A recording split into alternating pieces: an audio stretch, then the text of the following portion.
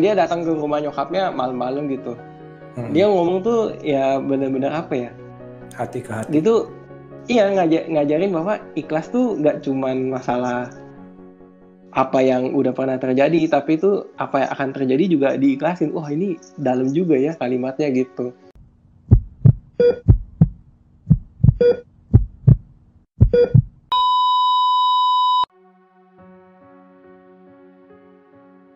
Hey hey hey, selamat bergabung kembali di channel BB69. Apa kabar nih Sobat BB69? Gimana keadaan kalian semua? Semoga semuanya berjalan dengan baik. Nah, sekarang nih udah bergabung dengan saya seorang teman kongko saya nih atau Teko BB69. Halo Kokore, apa kabar? Halo semuanya, baik-baik. Kalau kabar kakak sendiri gimana? Sehat selalu. Gimana nih? Makin naik aja nih coronanya nih. Ya kalau di tempat gua mudah-mudahan masih aman lah. Masih aman ya. Nah, ini si Kokore ini admin dari SSG Movie Podcast ya. Iya, betul-betul. Oke, nah ini pada kesempatan hari ini nih, kita akan bincang-bincang nih mengenai film Indonesia terbaru yang disutradarai oleh Anggi Umbara. Dan penayangannya secara eksklusif di platform streaming terbaru, yakni Disney Plus Hotstar. Nah, filmnya itu sendiri berjudul Sabar, Ini Ujian. Nah, ternyata ini film ini merupakan film Indonesia pertama yang mengusung tema time loop dan ditulis oleh 3 orang, yakni Anggi Umbara, Gianluigi Kristoikov, dan Erwin Arnada. Terus pemainnya juga nggak sembarangan nih, keren-keren nih. Ada Vino G. Sebastian, Ananda Omes, Estelle Linden, terus Rigen Rakelna, Ananta Rispo, Anya Geraldine, sama ada Luna Maya juga. Betul. Terus sama jangan lupain juga Dwi Sasono nih, sama Widiawati ya. Sama yang masih banyak sama lagi ada sebenarnya. satu almarhum Adi Kurdi.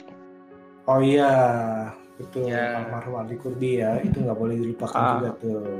Betul. Nah, ini nih jujur nih ya, Kore, ini jujur merupakan salah satu film yang saya udah nantikan dan salah satu film yang membuat saya langganan Disney Plus sih. Karena waktu itu kan, iya karena saya tahu nih ke Disney Plus ini kan sekarang ini kan masih belum ada serial segala macam nih yang eksklusif nih, karena belum jadi semua ya.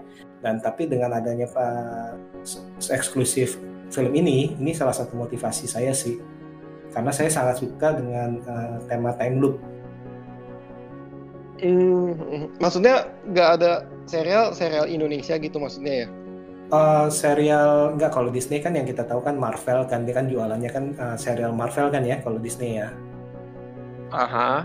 Nah maksud saya ini kalau biasanya kan kalau kita misalkan kalau kita lihat kan kalau Disney Plus ini jualannya apa nih? Dalam arti tentunya film-film Disney dong, atau film Pixar atau film Lucasfilm ya. Iya, Star Wars sih. Star Wars itu serial kan hitungannya. Star Wars itu kan ada film layar lebar juga bukan, ada ya. Yang The Mandalorian ya sih. Oke, Mandalorian-nya kan season 1-nya kan udah nonton nih, ya kan? Season 2-nya memang masih agak lama nih. Maksudnya serial yang baru berarti ya. Betul. Atau misalnya atau Disney Plus eksklusif kan, kalau Netflix kan banyak tuh film-film barunya nih yang kita belum nonton nih istilahnya kan. Atau Netflix itu mengambil film-film dari negara lain non Hollywood nih, sehingga bagi kita baru nih, ya kan? Ya. Sedangkan kalau Disney kan cukup terbatas nih film-film Disney, dan kayak dari serial-serialnya kan masih dalam taraf pengembangan ya, masih dalam pembuatan seperti itu. Jadi betul. Yang menarik itu kan yang pertama film Sabar Ini Ujian, dan yang kedua tentunya Mulan sih yang jadi daya tarik ya sebenarnya. Tapi Mulan itu jujur bagi saya itu tidak semenarik film ini pas waktu pertama kali diumumkan sih. Karena saya penasaran banget nih time loop versi Indonesia gimana. Tuh. Nah, kalau Kokore sendiri nih gimana nih?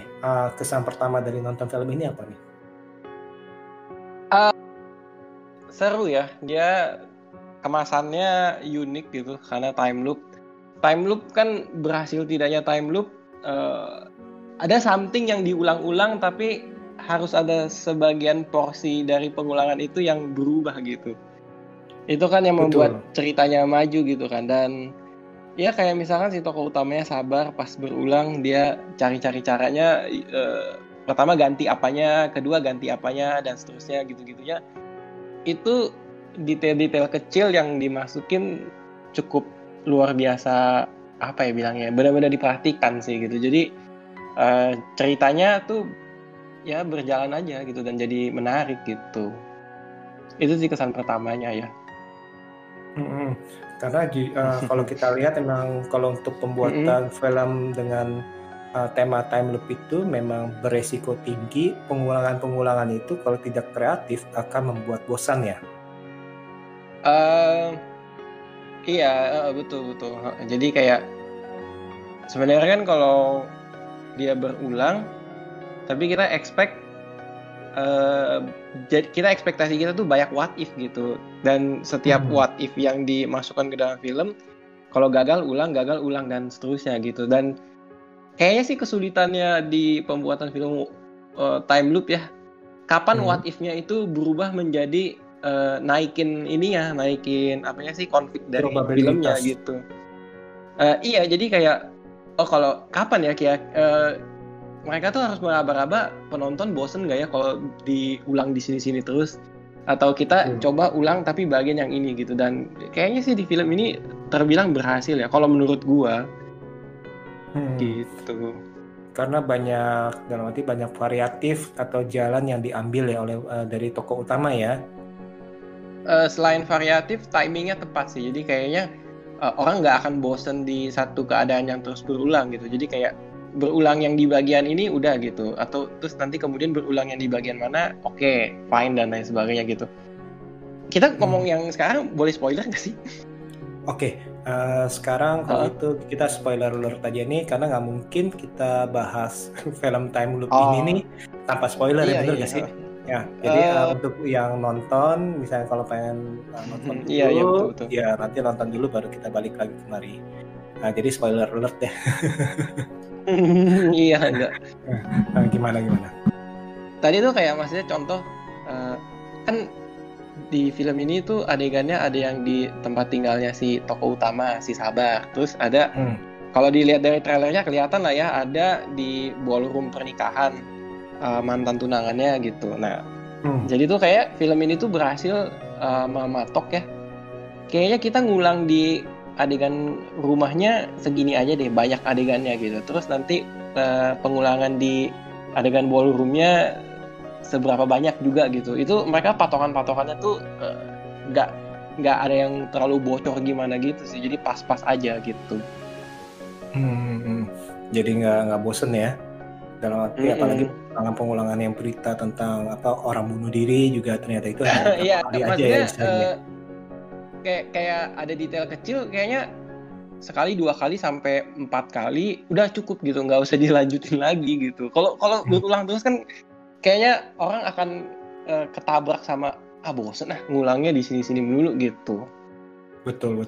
Nah itu dia yang jadi harus pemikiran daripada penulis naskah ya. Nah kalau dari film ini nih kan Kokore ini pastinya itu udah sering nonton film-film time loop lainnya ya, kayak misalkan Palm Springs, Edge of Tomorrow, atau Laran, atau film-film lainnya lah ya. Nah, kira-kira itu juga kurang lebih source code. Ingat nggak? Source code, betul. Jack Gyllenhaal, itu mirip-mirip lah ya. Mirip-mirip, tapi kan beda ini. Iya, betul. Betul. Happy Death Day, ya benar ya, Happy Death Day ya benar ya. Iya. Betul. Terus apa itu yang paling diingat oleh orang-orang itu Groundhog Day ya kan ya. Nah, kira-kira nih kalau dari film ini nih yang membedakan dengan film tema time loop lainnya apa nih? Ada nggak? Ada sesuatu yang membedakan? Yang pastinya sih dia kan drama ya, drama komedi. Tapi tuh tanda kutip ya, lifestyle dan budaya di Indonesianya di sini cukup kuat gitu. Itu kayak salah satu jualan ininya yang cukup relatable sih. Kayak misalkan supir taksi online. Itu kan mungkin di beberapa negara belum ada yang punya supir taksi online segala macam gitu. Terus dari adat pernikahan di Indonesia gitu kan juga ditampilin ya. Betul ya kan ya? Betul. Adat tradisionalnya. Betul. Terus kayak di ini ya, cari ATM di minimarket gitu kan juga ada. Betul, itu hal yang biasa, tapi ternyata itu disorot juga ya. Iya, jadi kayak gue nggak tahu ya kalau di supermarket luar negeri ATM booth-nya tuh di dalam ini nggak sih, apa di dalam toko dari minimarketnya gitu atau terpisah gitu. Jadi kayak gitulah jadinya lucu. Terus kayak bagaimana dia men-set ketidakpercayaan. Jadi kan ketika karakter utamanya pertama kali time loop, dia merasa dia kayak ada denial dulu, ini pasti gue dibicarain nih. Nah dibicandainnya tuh ke sesuatu yang lagi hype di Indonesia gitu, yaitu prank, mana kamera gitu. Itu tuh kayaknya kalau di negara lain yang mungkin di YouTube-nya nggak ngeprank dan lain sebagainya, mungkin apaan sih ini maksudnya gitu. Sedangkan kalau di Indonesia tuh mungkin ketawa, oh iya juga ya sekarang ini tuh lagi booming nih prank-prankan ya. Gitu. Iya, itu sih. Kamera dalam mobil segala macam tuh ya. Iya betul iya. Terus jangan lupa juga sama ibunya minta cepet-cepet kawin ya supaya bisa ngomong cucu, itu juga ya disentil ya. Ya itu. Terus ya banyaklah muatan moral asal Indonesia yang mungkin bisa dimasukin ke sini sih gitu. Atau kalau dari kakaknya sendiri ngelihat apa yang salah satu daya tarik lain dari film ini selain time loop apa lagi? Kalau menurut gue sih ini pesan moral ini kayak berlapis, maksudnya dalam arti ternyata ini kalau gue lihat ini justru itu bukan dia keluar hanya memecahkan satu masalah, tapi ternyata itu berbagai masalah nih kalau gue lihat nih ya. Walaupun walaupun dalam pikiran gue jangan-jangan nih time loop ini terjadi nih, ini sekali lagi spoiler alert ya, karena tanda kutip yang membuat time loop ini adalah tahu bahwa besokannya ya ayahnya itu meninggal. Jadi sebelum dia nyelesain masalah dengan ayahnya, ya dia harus berulang terus tuh. Tapi ternyata itu di balik itu banyak lapisannya tuh. Dari dia bilang yang melukai penyelesaian dengan sang mantan atau dengan sahabatnya segala macam sih, itu sih yang gue suka dari film ini nih, ternyata bisa berfokus atau mengupas berbagai permasalahan dari satu tokoh ini nih, seperti itu. Jadi bukan hanya I see. Iya. aja. Jadi itu kayak lapisan-lapisan bawang tuh, yang akhirnya baru dia ngeh bahwa ternyata itu di intinya adalah ya dia harus menyelesaikan permasalahan dengan ayahnya sebelum terlambat.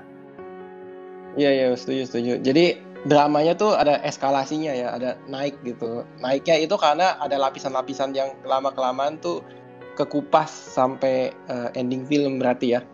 Betul, karena kalau pas awal nonton gue pikir jangan-jangan nih ada dia harus menyelesaikan dahulu nih hanya dengan sang mantan istilahnya. Walaupun pada akhirnya gue tahu nih pasti dia nggak sama si ini mantan, gue tahu nih. Tapi ternyata itu ujungnya itu cukup mengagetkan sih. Oh ternyata di ujung-ujungnya itu ada itu. Walaupun di awal memang permasalahan dengan mantannya adalah trauma masa kecil itu, ya kan? Yang ceweknya marah-marah itu menjadi alasan. Nah itu sebenarnya udah petunjuk tuh. Cuman agak miss aja. Itu kan penunjuk yang udah dari awal kan, yang dimarah-marahin di restoran tuh. Iya betul. Yang direkam sama Neneng bukan Nanang. Nah itu juga relate dengan orang Indonesia tuh ya kita ya. Iya rekam diviralin gitu. Aduh. Rekam diviralin gitu ya, terus diedit. Seperti itu sih kalau gue sih berpikir bahwa ini film time loop yang dramanya cukup mengena sih menurutku sih, karena relate tuh, apalagi juga banyak tuh selain dari penyelesaian dengan ayahnya, dia harus menyelesaikan dalam tanda kutip sih, menyelesaikan menghargai ibunya. Oh iya, ternyata itu dia sadar tuh, oh iya ternyata gue udah lama tidak ketemu ibu nih, apalagi supir taksi online itu ternyata jutawan beneran tuh, gila. Ya betul. Siapa itu kayaknya nyangka? ini juga nggak sih relate dengan, nggak tahu ya kalau di Indonesia seberapa banyak yang gitu kan, banyak tuh gosip.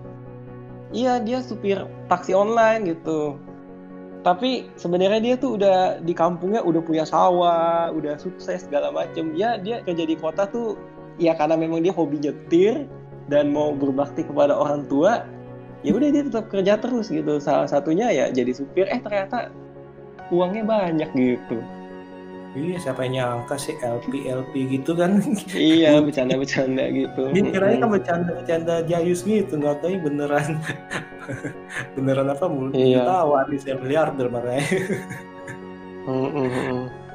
Iya, ini sih keren sih filmnya. Nah, terus kalau adegan yang paling memorable apa nih? Oh, gua sih lebih ke ini ya, yang dia dari nyokap sih. Yang sama Bu Widiawati ya? Iya, itu tuh apa ya? Yang pas dia datang ke rumah nyokapnya malam-malam gitu. Dia ngomong tuh ya benar-benar apa ya? Hati ke hati. Dia tuh iya ngajarin bahwa ikhlas tuh nggak cuman masalah apa yang udah pernah terjadi, tapi itu apa yang akan terjadi juga diikhlasin. Wah ini dalam juga ya kalimatnya gitu. Walaupun menurut gue delivery-nya tuh apa ya bilangnya ya? Ringan. Bukan ringan ya. Jadi gaya berbicaranya si ibu ini dengan gaya berbahasa pada saat si Sabar berinteraksi dengan tokoh lain tuh nadanya tuh beda gitu. Jadi kayak oh ya udahlah variasi nggak apa-apa gitu. Aduh, gue jelasinnya gimana ya? Ya karena ini ada unsur komedinya ya. Jadi tuh gaya berbahasa, barir bahasanya tuh memang harus dibedain sih ininya. Dan kalau perpindahan adegannya nggak cukup rapi, kesannya nanti jadi berantakan gitu. Kalau di film ini sih bagus gitu, cuman ya agak risky sih menurut gua ya. Kayak maksud gua gini, kalau bandingin ya gaya berbahasa mungkin kayak film-filmnya Ko Ernest atau film-filmnya Love for Sale, walaupun ada unsur drama dan ada sedikit unsur komedinya dikit ya, tapi itu gaya ngomong antara tokoh satu dengan lain tuh tetap kejaga gitu, style berbahasanya ya, gaya berbahasanya. Sedangkan kok iya terbilang cantik banget gitu. Kalau ini tuh kayak yang ini tuh memang fungsinya menggurui, yang ini fungsinya untuk ngebercandain gitu. Nah, jadi kayak mungkin ini mungkin subjektif ya, tapi kalau dari guanya tuh terkesan oh ini udah dikotak-kotakin nih gitu. Oke, jadi di kotak-kotaknya masing-masing karakter bisa kita lihat atau kita nilai dari gaya bahasanya nih kalau dari lu lihat ya. Iya, jadi kalau terkotak-kotak gitu ya, penonton tuh mungkin nggak bisa dikejutkan ketika ada 1-2 kalimat inspiratif atau komedi yang bisa bersilangan gitu. Jadi misalkan inspiratif tapi dari tokoh yang komedi, terus tokoh yang serius ternyata ada komedinya gitu. Itu kayak kalau udah terkotak-kotakan tuh kayaknya susah aja gitu keluar gitu. Dan ya kayaknya sih di sini nggak apa ya bilangnya ya, nggak main ke situ gitu. Tapi bener secara kan ya gue jelasin itu bener nggak sih? Iya. Nangkep. Dalam arti kan emang karakteristiknya dari masing-masing karakter itu memang bisa dibilang ya seperti itu aja, tidak ada kejutan-kejutan lainnya, istilahnya seperti itu ya. Benar ya? Iya, jadi kayak benar. Tone-nya tuh nggak tahu, mungkin kayak kita tuh kayak disuguhkannya dengan mudah gitu. Ini begini karakternya, ini begini karakternya, ini begini karakternya. Mungkin karena itu terjadi dalam satu hari. Dalam arti nggak kebayangkan loh. Dalam arti misalkan kalau terjadi dalam satu hari, tiba-tiba iya, itu mungkin gitu juga ya. Iya betul. 2 hari ya, hari sebelumnya dan tanggal 10 dan tanggal 11 istilahnya kan seperti itu ya. Jadi kan nggak mungkin nih kok di hari, misalnya di time loop yang pertama dia seperti ini, time loop kedua kok tiba-tiba berubah jadi bijak. Maksudnya mungkin seperti itu ya. Iya.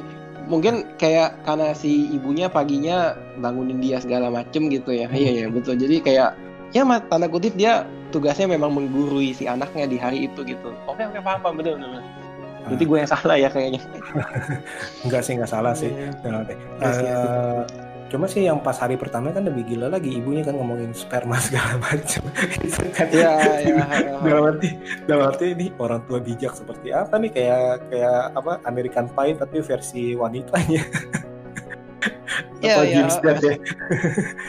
Itu kan juga berbeda tuh hari pertama sama hari kedua sih kalau menurut gue. Buset, pagi-pagi diceramain sama emaknya kayak gitu. Iya dipesenin gitu, aduh lucu banget ya.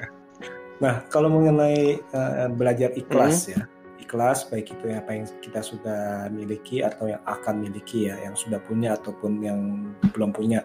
Nah itu kan yang mengena dari lu nih, emangnya ada apa sih? Kenapa nih kok bisa mengena nih? Enggak ya, kayaknya itu bukan mengena gimana ya, maksudnya yang paling menonjol di film ini tuh begitu, pada akhirnya kan kayak dia ikhlas, ini tanda kutip ya, dia ikhlas menerima bapaknya lagi, tapi dia kan juga harus ikhlas ketika bapaknya tiba-tiba langsung meninggal, dia nggak sih? Itu kan keyword dari si ibunya berarti berlaku dong, menerima apa yang akan datang gitu ya. Ya ternyata yang akan datang bapaknya koit gitu kan, ya kesian dong.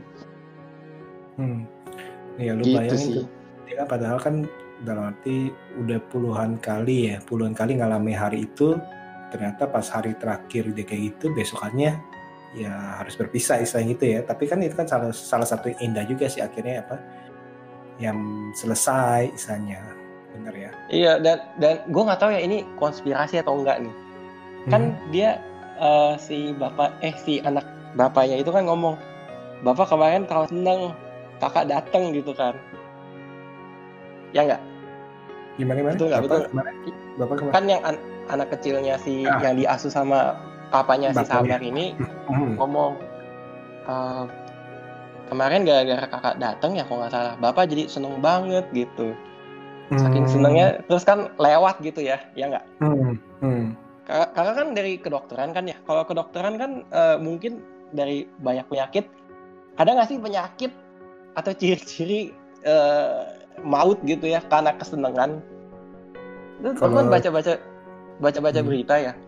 Kemarin tuh baru banyak diperbincangkan gitu di koran-koran online, hipoksia gitu, iya nggak sih? Iya, oke. Happy hipoksia gitu. Jadi kayak saking kesenangan kehabisan oksigen. Wah, tiba-tiba jangan-jangan film ini tuh udah memprediksi begitu-begitu bisa gitu. Keluarnya barengan lagi 5 September, beritanya juga 5 September. Ini tuh keterlaluan.